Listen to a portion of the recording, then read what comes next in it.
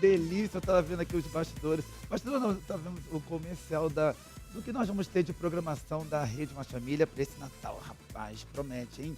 Filmes, séries, vamos ter especial de Natal do programa Sempre Melhor, do Entre Nós, do Patati Patatá. Vocês não percam, fica ligadinho conosco aqui na programação.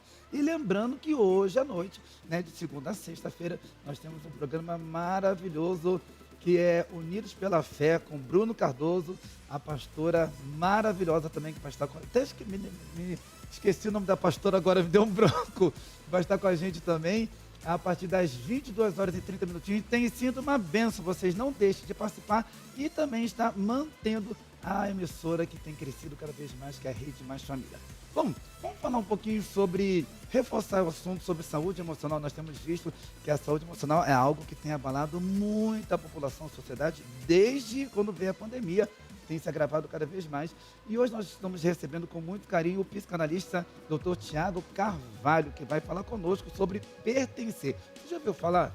Nunca vou falar? Vamos deixar ele explicar para tudo pra gente aqui nessa tarde. Boa tarde, doutor, tudo bem? Boa tarde, Renato. Que honra estar aqui mais uma vez. Obrigado pelo convite. É um prazer te receber e eu tô mega curioso, assim como o pessoal de casa quer saber o que vem a ser pertencer. O que é isso, doutor? Vamos aproveitar esse período. Para você que está em casa, boa tarde em primeiro lugar. Vem com a gente, seja muito bem-vindo para ficar sempre melhor. Não é assim que funciona, Renato? Isso aí. Eu sou o Dr. Tiago Carvalho, psicanalista, biomédico, psicobiologista, que é o cara especializado em comportamento humano e sistema nervoso central, e neurocientista. E já são 15 anos de jornada aí trabalhando na clínica e na promoção da saúde emocional, razão pela qual eu falei eu vou apresentar esse tema para o Sempre Melhor, porque o programa tem tudo a ver, o período tem tudo a ver. Renato, final de ano, confraternização, Natal, como é que a galera se comporta? Todo mundo vai se reunir, todo mundo... Eu tenho certeza que você que está nos acompanhando em casa já está preparando aí, enquanto nos acompanha, a ceia do Natal, o que tem, o que não tem, quem vem, a lista de convidados, para deixar tudo pronto.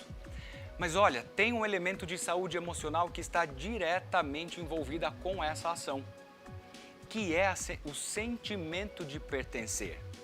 Vamos fazer um exercício para você que está em casa. Para um pouquinho o que você está fazendo. Presta atenção na seguinte pergunta. Eu vou fazer um desafio. Vamos ver se o pessoal de casa responde. Você pertence ao quê ou a quem? Eita, que pergunta, hein? E pergunta de prova. É período de férias, eu sei, mas é pergunta de prova. Você pertence o quê ou a quem? E como é que isso pode mudar a maneira como você enxerga a sua saúde emocional? Quando você faz, porque são duas perguntas totalmente uma diferente da outra. Quando você relaciona a palavra o que quer dizer a minha pessoa a quem, é como se eu me tornasse dependente da outra? É mais ou menos assim? O Renato já pegou o Já fio peguei? da meada. E aí em casa, qual é a resposta? Olha, vamos falar um pouquinho de desenvolvimento de personalidade, emoção e comportamento para esse período tão bacana que está chegando para gente, de Natal, Réveillon, renovação de metas, novas coisas acontecendo.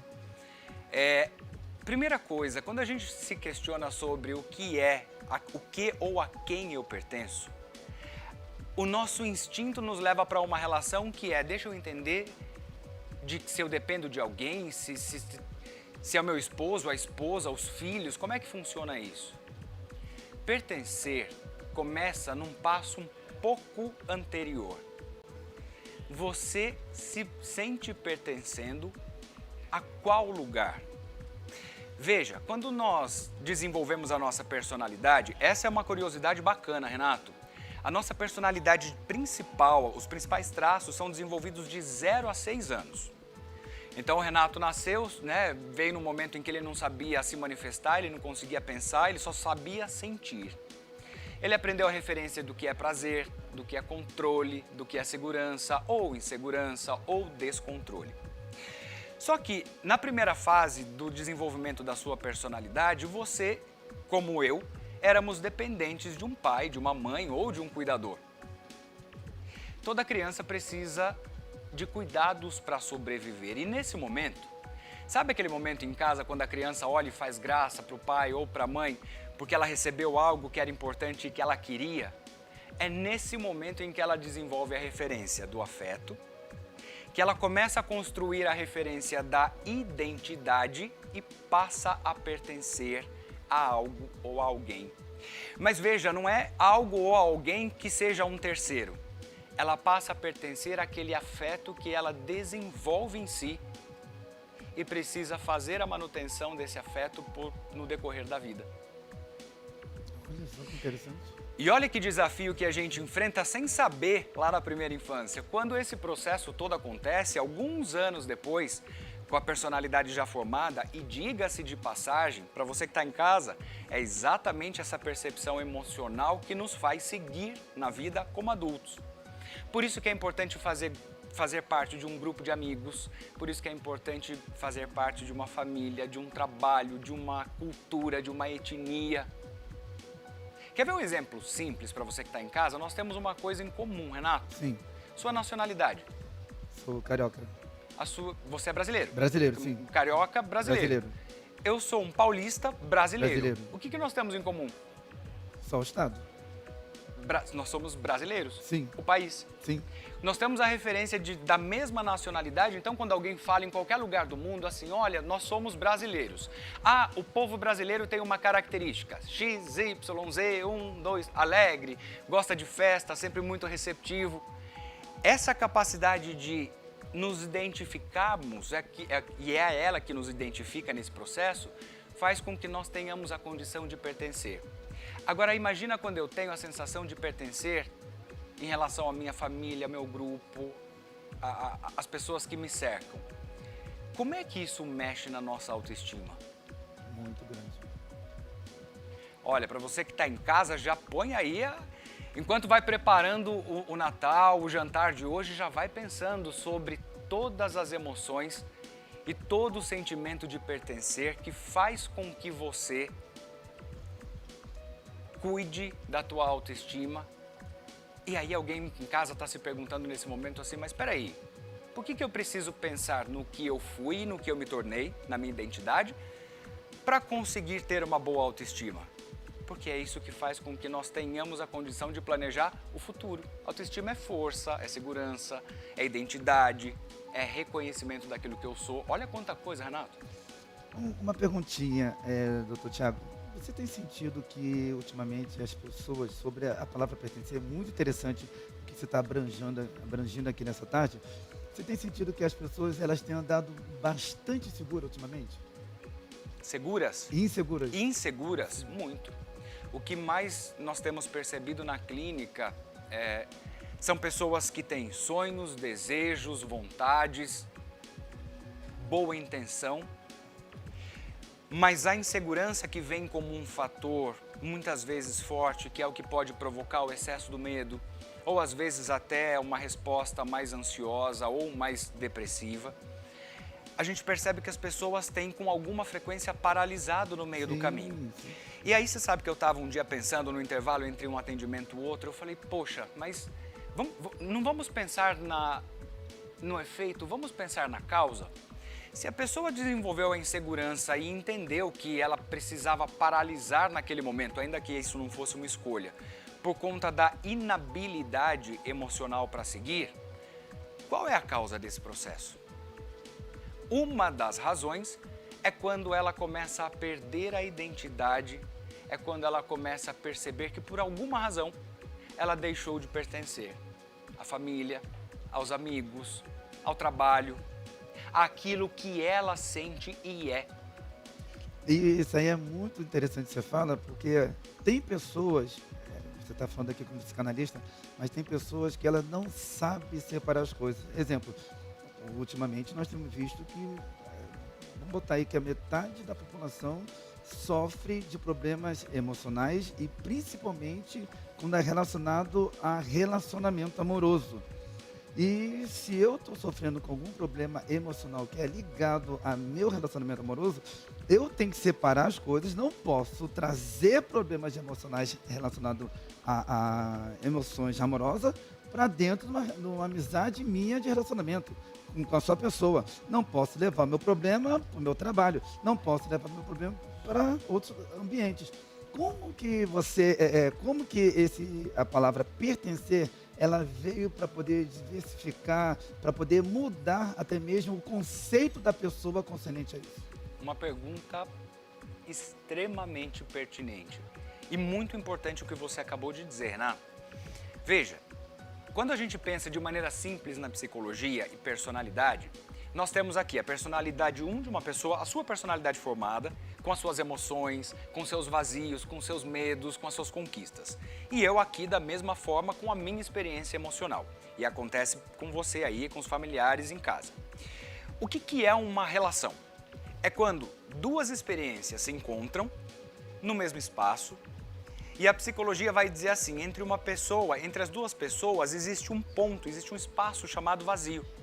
É aqui que nós depositamos as nossas expectativas, os nossos sonhos, os nossos anseios, em especial o que eu espero que você faça por mim. Mas veja, tem coisas que você pode fazer por mim, mas a maior parte delas não, como cuidar da minha própria emoção. E aí esse é o momento, e eu tenho certeza que em casa você já viveu essa situação, quando num relacionamento, por exemplo, entre namorados ou entre amigos mesmo. Poxa, Renato, fiquei chateado com você porque você não fez isso por mim. E aí, em algum momento, você me olha e diz, Tiago, mas como é que eu ia saber que a sua expectativa era essa? Eu conheço um pouco sobre você, mas eu não sei o que se passa dentro de você.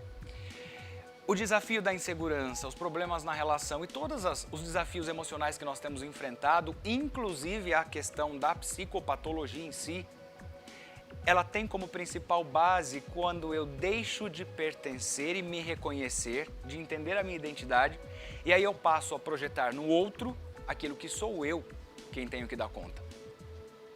Uau. Ou seja, vira um jogo de vôlei ou de ping-pong. Eu jogo a minha expectativa para você, você joga a sua expectativa para mim. E aí eu passo a te cobrar por aquilo que você fez e você me cobra por aquilo que eu não fiz. Até que chega um momento em que eu falo, poxa, Renato, mas por que você não fez isso? E vira um tom de cobrança. Mas muitas vezes, e emocionalmente falando, eu cobro o Renato, mas muito mais com base naquilo que a minha emoção fala. Ou seja, eu projeto a minha expectativa em cima de você e espero que você dê conta de uma coisa que você sequer sabe. Uau. Rapaz, é forte, hein? Nada menor que o Dr. Tiago poder estar explicando para a gente, falando sobre um assunto muito pertinente, pelo que nós temos vivenciado, temos passado nesse ano 2023, nos últimos anos também, né, doutor? Agora, como é que são os aspectos psicológicos daquela pessoa que se sente rejeitada a respeito quando não se faz parte de um grupo? Isso acontece direto quando você é rejeitado do grupo de família. Exatamente. Aí, eu falei certo, hein? Quando lá no grupo, principalmente agora com a tecnologia, lá naquele grupo de comunicação, sabe, em que a família toda se encontra, alguém vai lá e fala, João excluiu Fernando do grupo. E aí pronto, a confusão toda já está feita. Mas como é que pode? Minha tia fazer isso comigo. Sempre ajudei, sempre deu o de melhor para ela. Mas como é que pode o meu pai ou o meu irmão? Gente, que absurdo. Olha aí que o doutor Tiago vai explicar para a gente agora. Por conta do que nós falávamos há 2 minutos atrás, da expectativa. Ó, algumas coisas importantes para você em casa ter como referência para 2024. Primeiro, do ponto de vista psicológico, ninguém entrega aquilo que não tem. Eita. Ai, já começamos. Posso dizer isso assim, pode, próximo do Natal, finalzinho de ano? Posso? Solta tudo. Posso? Bora. Tá bom, então vamos lá. Ninguém entrega aquilo que não tem. Se você não conhece, não consegue reconhecer o conteúdo emocional, aquilo que você é e aquilo que você também não é, e tá tudo bem. Você não consegue entregar para o outro a sua melhor versão. Você talvez entregue a sua melhor cobrança.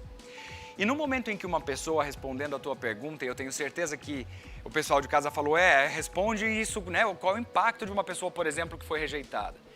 Quando a pessoa despersonaliza, quando ela deixa de reconhecer o lugar de onde ela vem, o impacto emocional dessa condição é isolamento, sensação de tristeza, vazio, angústia.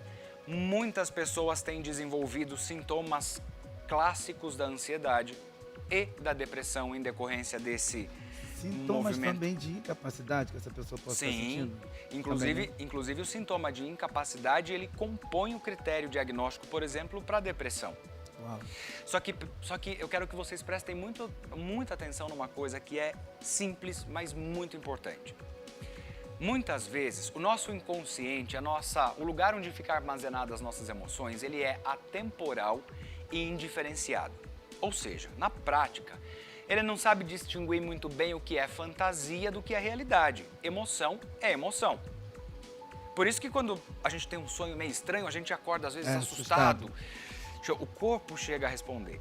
No momento em que isso acontece, pode ser um indicador de que tanto a sua fantasia quanto a realidade em si estejam sendo consideradas na mesma intensidade. Logo, às vezes eu me coloco numa condição de rejeição ou isolamento. Então a primeira pergunta para ser respondida é: eu de fato fui rejeitado? Ou será que por conta de uma inabilidade em lidar com frustrações, por conta daquele grupo de família que estava escolhendo se o arroz era com passas, sem passas, se tinha churrasco, ou se era um jantar, ou se não tinha... No momento em que isso acontece, se eu não sei trabalhar com a frustração, eu tendo a cobrar o outro. Se eu cobro o outro, eu frustro a expectativa do outro e tendo a me isolar. Então, primeiro passo, você se isolou porque de fato aconteceu algo que evidencie isso, ou porque a tua expectativa foi colocada em forma de cobrança e você se isolou. Uau. Tem muita gente fazendo isso, viu, Renato? Muita coisa. É. Eu acredito que você, no teu consultório, você deva receber muitos esse tipo de queixas de pessoas que estejam passando por isso, vivenciando. Agora, só pegando um cumprimento, por que eu tenho que... muitas pessoas têm passado por um momento de aceitação. Eu quero que aquela pessoa me aceite. Por que essa exigência dessa pessoa? Um exemplo, aqui o Dr. Tiago. Dr. Tiago, eu quero que você me aceite na sua vida. Por que muitas pessoas fazem essa questão, ou tem que fazer, ou não tem que fazer esse tipo de questão, doutor? Eu tenho a necessidade de ser validado ou aceito pelo outro quando eu não reconheço o lugar de onde eu venho. Ai. Forte. Olha aí a informação que eu estou entregando para vocês. Isso é tema de debate na hora do jantar, no café da tarde, para pensar o que vem em 2024. Eu só preciso da validação do outro quando eu não reconheço o que eu tenho, o que existe em mim. Resumo, a pessoa tem que saber quem que ela é. Exato. Eu não sou incapaz, eu não sou inútil. É mais ou menos isso? Eu estou dando exemplos aqui. Perfeito. Eu não sou incapaz, eu não sou inútil. Por mais que aquela pessoa tenha uma renda maior que a minha, mas se ele conseguiu, eu também consigo. Dá uns exemplos pra gente, Sim, doutor? perfeitamente. Por exemplo, quando a gente pensa em emoção, ainda que nós tenhamos alegria, raiva, medo, tristeza, e esse conceito é universal, mas a maneira como cada pessoa sente é singular, é única, é igual digital. Cada um tem a sua forma de sentir. Então, a comparação, por exemplo, ela muitas vezes acontece porque eu quero colocar na mesma condição da maneira como você sente. Só que na psicologia, na psicanálise, a experiência é sempre singular. Então, quando eu me comparo com aquilo que o outro faz, eu não uso o mesmo peso e a mesma medida, porque vamos partir do pressuposto que nós temos histórias diferentes, então, inevitavelmente, o resultado é diferente. É diferente, claro. Qual é a maior referência e a melhor referência que a gente pode usar? Deixa eu olhar para o espelho e fazer o seguinte exercício. Poxa, eu senti tristeza em relação ao Renato, é só um exemplo, Sim, tá? sim, claro. Quando eu reconheço o que eu sinto, por que eu senti isso em relação a você? Será que essa tristeza é justificada por algo que você de fato fez, ou será que sou eu que esperava mais de você? Isso é expectativa ou é realidade? É o primeiro ponto. Quando eu começo a separar uma coisa da outra, eu já inevitavelmente diminuo o impacto da intenção de comparação. Eu não posso esperar que você se comporte da mesma forma como eu me comportaria. E a recíproca é verdadeira. É onde a gente erra todos os dias, porque a gente tem esse mal. Isso eu falo de todos, que eu também sou assim. De a gente querer dar algo para alguém e ficar esperando que a pessoa tenha como obrigação de nos dar algo. E como não está errado, se você deu porque você quis. E a gente erra muito nisso, né, doutor? Exato. Por exemplo, na clínica hoje, desde que nós saímos daquela fase de isolamento e tudo mais, e nós tivemos se é que eu posso dizer que existiu uma parte boa, o processo terapêutico em si, ele começou a ganhar um formato mais globalizado por conta do atendimento online, que foi construído a partir da restrição e do isolamento social. Isso posto, hoje, por exemplo, eu tenho pessoas no Brasil, na Irlanda, aliás, um beijo para todo mundo em Cork, eu sei que eles acompanham pelas redes sociais também, na Espanha, Portugal, Chile, Venezuela. E quando a gente olha, por exemplo, uma população multicultural, nós percebemos que, de qualquer modo, estamos todos no mesmo lugar, todos nós hiperestimulados, querendo correr atrás de algo que muitas vezes a gente não sabe o que é, tentando conquistar cada dia mais e mais e mais. Só que quando você faz uma pergunta simples do gênero, Renato, quem é você? Me conta de onde você vem para eu entender aonde você pode chegar.